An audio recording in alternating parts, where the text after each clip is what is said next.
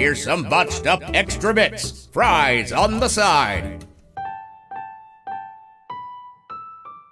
As far as I can find on the network, I think he has one more match after this.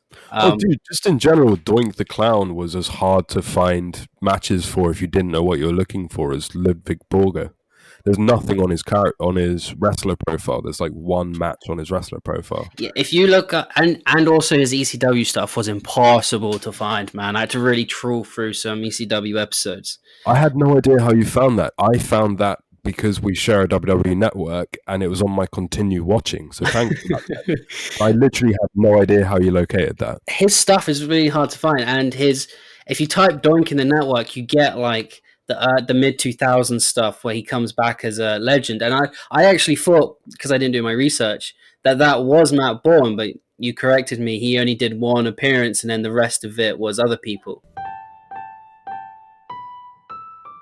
I will forever cherish whoever bought the face paint for Doink the Clown, because they bought some pretty cheap shit. So if he has a match beyond 5 minutes, it starts to wear off and you start to see the guy's face, and that immediately becomes creepier.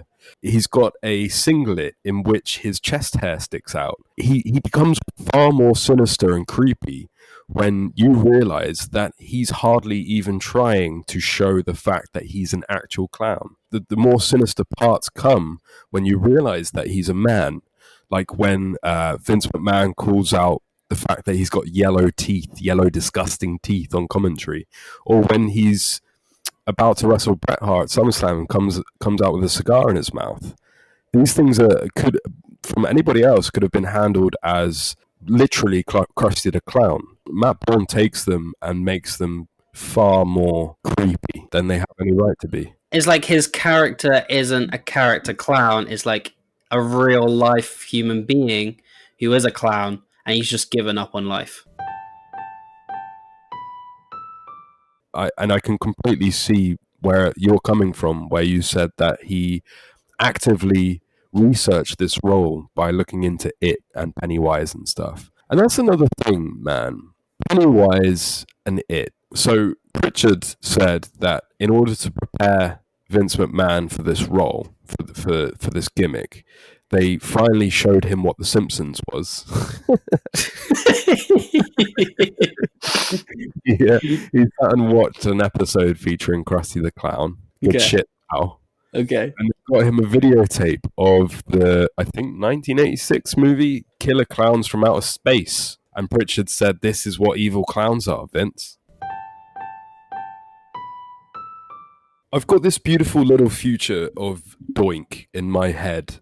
It going longer than 8 months, him beating up mid-carders, having this massive blow-off feud with Batman versus Joker, Undertaker versus Doink, then Doink going on to a Hogan feud if Hogan had stuck around in WWF, and then slowly transitioning into this psychotic character, which is half of his body, half of his entire piece of clothing is the old Doink costume, and half of it is ripped spikes and fucking leather jeans, and it's such a shame that I never got to see it.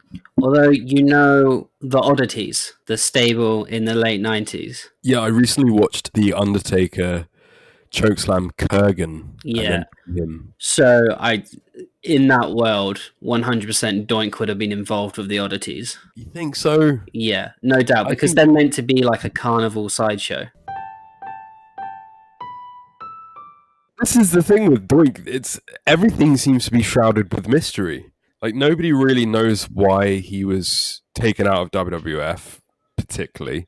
Nobody knows why he left ECW. Nobody really knows how he even died. It's a really... I'm not going to say interesting because it's morbid, but when we research guys, or I research dudes, you usually have almost like a complete biography. Mattbourne seems to have either lived very privately or nobody really wanted to talk about him because there's not much material to go on about his wrestling career. Usually in shoots or whatever, you've got guys spilling milk about literally everything to do with people. Like, hell, Booker T came out this week and said apparently Dixie Carter slept with loads of dudes. But you can't find a single thing about Mattbourne particularly. He lived in Mystique and he played a character to Mystique. I think like maybe he was just a bit of a loner and kept to himself. it really does seem and feel like it based upon all of the stories I've heard.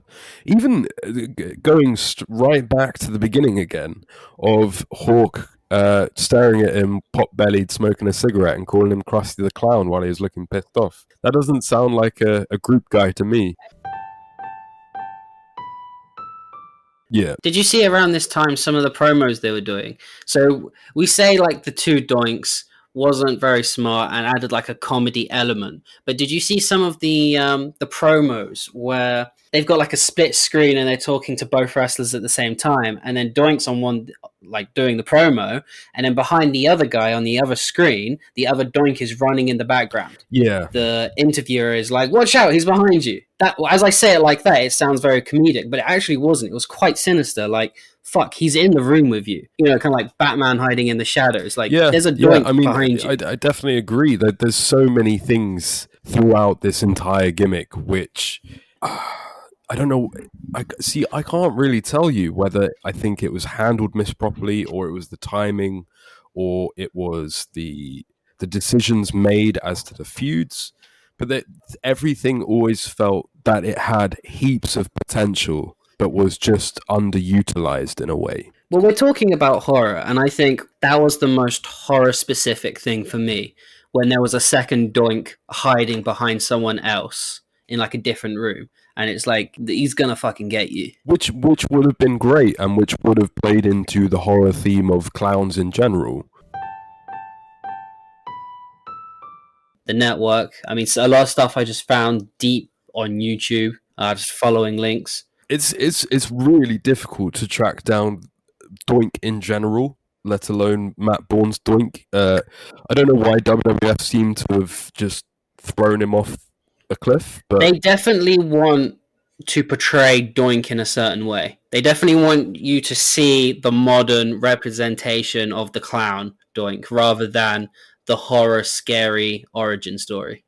Well, I did notice, going back to that gimmick Battle Royal for the 15th anniversary of Raw, the only appearance of Mattbourne, they played the Comedy Doink theme tune, which I thought was a bit disheartening. And even in the other appearance he's had since, he's in like a 6-man tag with Kane, and it's Comedy Doink again. Steve Austin said, Bret Hart said, it's not just me, but famous wrestlers have said, like, Doink the Clown was an amazing gimmick and potentially could have been one of the best gimmicks in the industry. Mattbourne's promos are some of the best wrestling promos I've ever seen. Yeah. Like, he really knew the character he wanted to be, and he's got some fantastic one-liners. A lot of stuff are about clowning around, or about, I'm going to make a clown out of you, like silly stuff like that. But then there's so much stuff, like there's a promo against Randy Savage, and he says, you just shout and jump a lot and wear all these big colorful colors because you don't know who you are, and you're trying to tell the fans that you're someone that you're not, where I know who I am. Then he does like his menacing stare, and you're not going to make a clown out of me. I loved that promo because he was effectively saying Randy Savage is a cartoon character clown that the fans adore, and I am a real human being. You just don't really know me yet. I loved also when he did it a few times. He's looking in the mirror and he says, mirror, mirror. Like, that's some creepy stuff. Even from a PG 1993 television program right up until now, that is some creepy stuff. I think he did a really, really great job. I don't know if you've seen this, the Survivor Series match where it's Doink versus Jerry Lawler, and then the Dwarf Kings versus the Dwarf Clowns. Yeah, and it's like smelly, wheezy. It's Doink's Clowns Are Us, which is Dink, Pink, and Wink, versus Jerry Lawler's Royal Family, Cheesy, Queasy, and Sleazy. Right. And, I mean, this match is just like absolute WWE bullshit, but I laughed a lot. There was a lot of funny spots in this. It was proper like minis wrestling, you know, when they're like jumping on top of each other, and climbing the ropes and stuff. And there was a ton of like comedy spots where Jerry Lawler kept on trying to do the same things that the dwarfs were doing, but because of his size, he was doing it wrong, and then he kept hurting himself. Well, I might go check that out. I'm not sure that I'll get round to it, but I mean, it doesn't do Doink's character any justice, but it's a really funny watch. Yeah.